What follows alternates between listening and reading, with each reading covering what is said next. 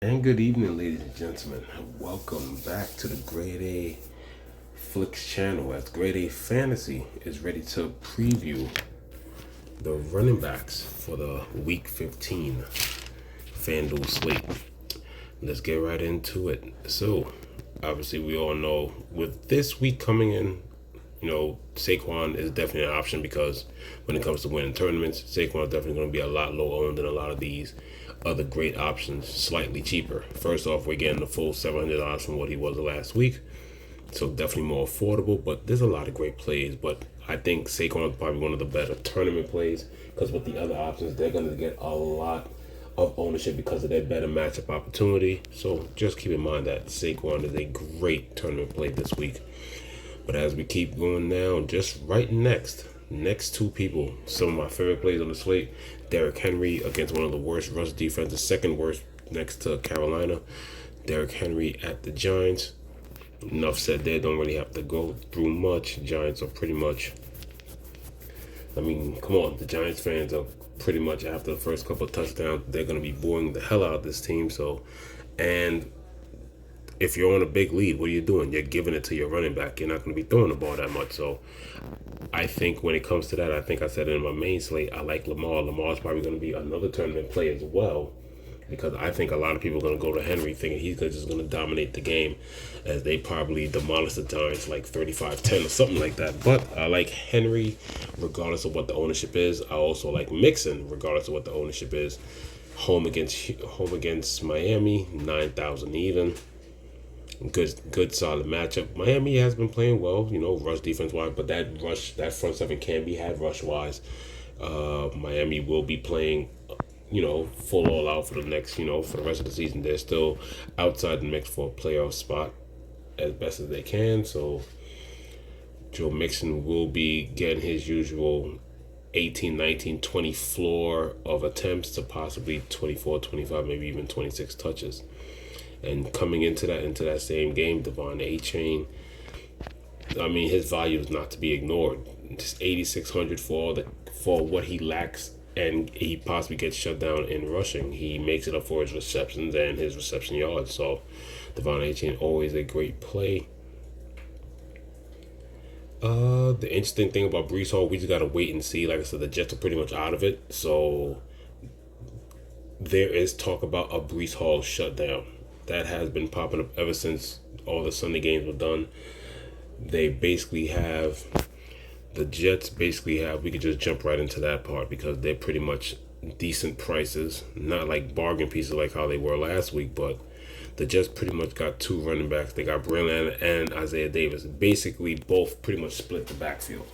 And the Jets, just for a tip, Jets running backs are viable for the rest of the year in fantasy and season-long fantasy and DFS. When it comes to the run schedule, the Jets have the softest run schedule for the next 4 weeks. So either one of these running backs could be viable.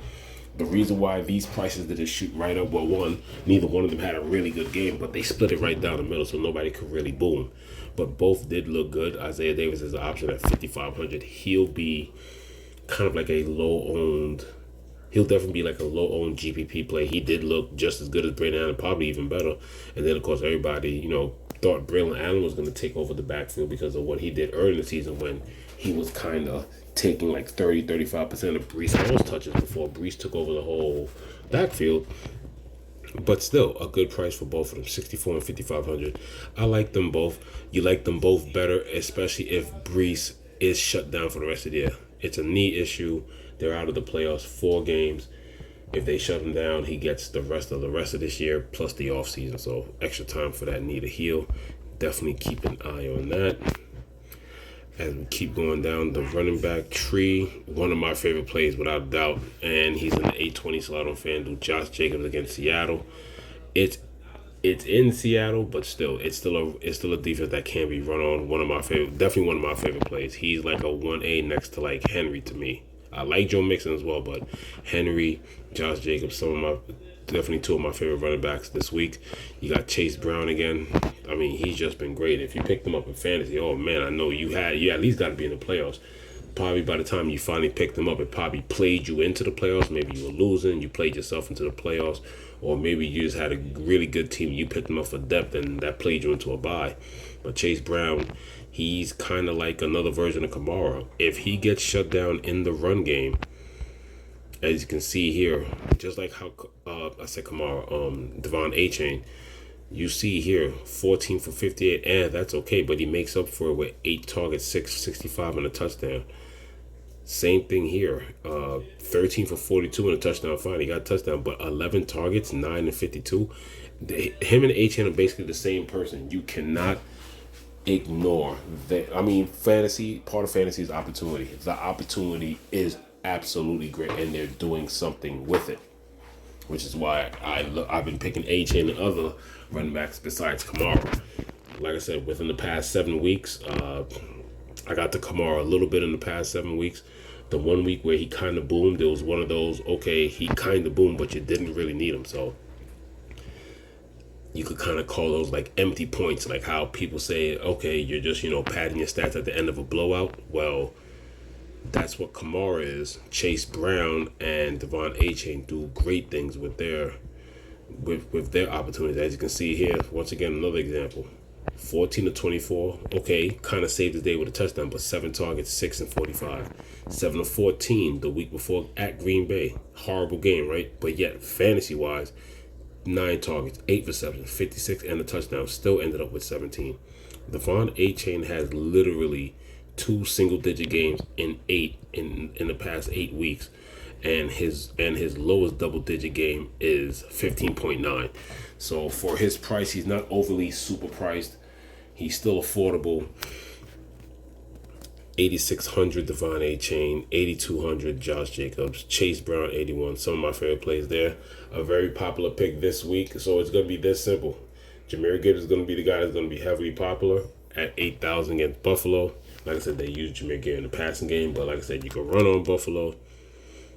And like I said, the GPP play is going to be every week, because if they get down low, it's going to, even though they give it to Gibbs, you can't forget David Montgomery. To me, David Montgomery and Saquon Barkley are 2 running backs that are in the same boat. They're both going to be low owned. They're 2 people that can either break the slate or hurt the people that didn't own them.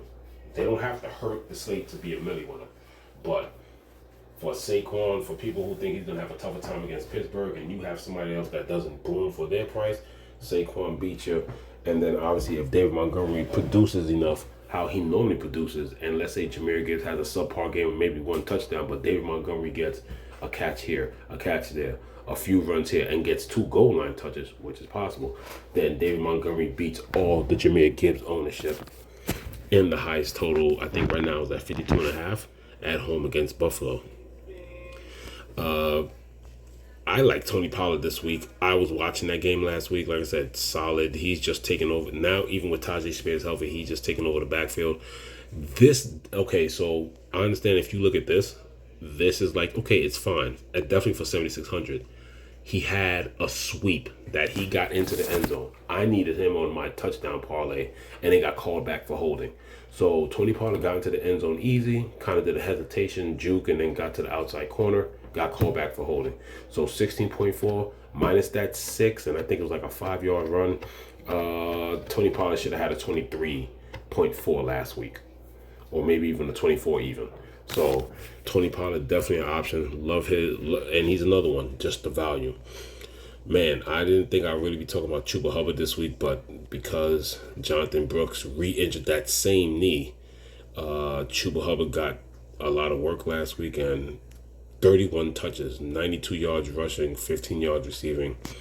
Definitely an option against Dallas. I forgot who Dallas just lost now after starting, and I just said Dallas started to look good, defense-wise, whatever, the pressure and the activity and everything. They just lost somebody off the D-line. So another injury to that Dallas defense. Chuba Hubbard definitely looking like a solid option. And then I think my third favorite option this week, obviously Rashad White is great if Bucky Irvin is out. But I love Brian Robinson Jr. against New Orleans. 7,300, Brian Robinson Jr., double threat, runs hard. Solid offensive line that can dominate that suspect front 4 and front 7. Brian Robinson is my number 3. Rico Dowdle's an option against a weak Carolina offense, Carolina defense. Even though, like I said, I do give credit to, I've been saying it, Carolina has been playing good defense. They've been playing good football the past 2 weeks. But yeah, the Cowboys know what they have here. If you haven't been paying attention, look at the last 2 weeks. Zeke literally comes in, gives him a breather or two, and as you can see here, it's basically led to 23 and 25 touches the last 2 weeks. I wish they give him more. I think he has a season high of 6 targets alone. A few more targets, I think Rico Dowdle would probably sneak right there with Brian Robinson as my number 3A, 3B running back this week. Nice price at $7,100. As we keep going down, like I said, you gotta wait for Zach Charbonnet to see if he's gonna start again. Injury news on you're gonna have to wait on injury news to see if Kenneth Walker's calf is ready to go. As we keep going, I like Ramadre. He's another volume guy. I like him at Arizona. 29th ranked rush defense. We already went through Balin Allen. And other than that, I mean, pay downs, like I said, I love Davis. I love Isaiah Davis. And I guess if you want to get down here as well, he is rushing better. He's finally healthy. The stats don't show it, but he definitely looks more spry. I mean, it's a bad offense anyway. No more Trevor Lawrence. But low price options, the opportunities there for Travis Etienne.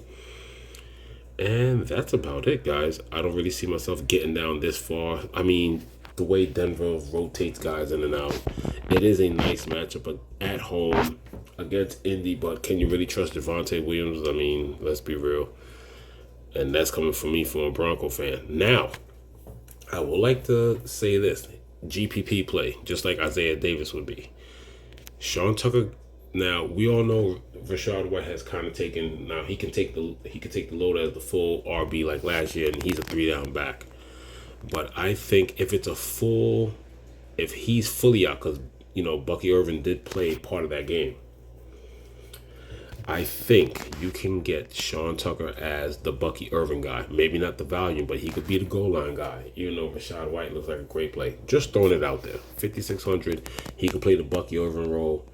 Also spell Rachaad White. I don't think Sean Tucker, now this is Galaxy Brain GPP, I don't think he does the Bucky Irvin way. He's the 2-guy back, and they just make Rachaad White the 3rd-down back, like how he's been playing behind Bucky Irvin, or as a combo in a way. But Rachaad White definitely is regardless the top play. This is just Galaxy Brain. If Sean Tucker's down there, he got a few opportunities. If he gets a goal line and some opportunity, that 5,600 could turn into, 13, 15 points. It could. He gets a few more runs. He gets the opportunities that Bucky Irvin got in the beginning. Because remember, Bucky did try to play, and then his back tightened up before the half. So that's opportunity and play time that he took away from Sean Tucker. So Tampa Bay in a decent match. Not the best matchup, obviously, against Los Angeles, but still, the opportunity is there. And then, maybe you could get some Justice Hill. You know how he every now and then gets that big run, a big screen pass. You get 5,600 Justice Hill, and you might get that 13.2 game here, or that 12.3 there, or the 18.6, because he's a home run hitter. He just seems to get into the open field, and he can outrun people. He has that kind of ability to just be like, 5,600 on a long screen pass, or he gets a jet sweep, and he's gone. He has done this before. So, but that's the end of the running back video. Thank you for tuning in, everybody. Wide receiver, nope, I'll be waiting on wide receiver. Tight end video and defense will be next. Wide receivers last. Once again, we'll try to get this all out before the weekend. We'll be kind of busy this week, plus I have to go into work on Saturday to take care of some business. So definitely want to get this all in. I will try to record a position video actually tomorrow early. It'll either be tight ends or defense. But other than that, thank you for tuning in. This is Grade A Fantasy, signing off.